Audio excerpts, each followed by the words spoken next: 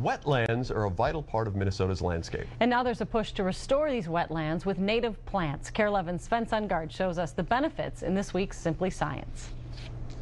I have two different types of sod flats here, a tall sod flat and an emergent sod flat. The trend of restoring some of our native plant and wetland habitat is beginning to show up, like here in Ramsey. We're trying to enhance the shoreline with native plant materials, which in effect create better water quality, much better habitat. The goal with environmentally friendly drainage ponds serves a couple purposes of both retaining and purifying water naturally.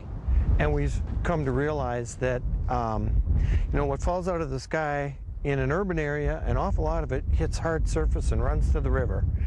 Makes for floods, makes for bad water quality. Habitat is dependent upon native plants, which also help keep water in the ground longer. That water retention creates better water quality. 1/3 of plant roots die every year.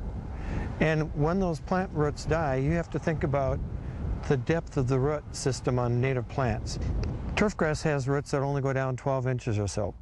Native plants have roots that go down 12 feet in many cases, and on average 6 or 8 feet.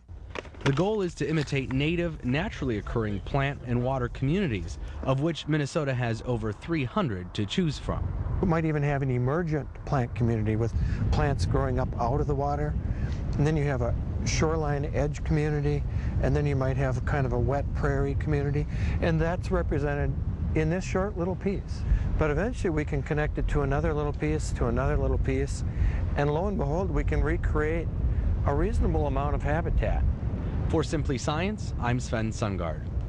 You can find more Simply Science stories at KARE11.com. Just click on Take Care of Your Education.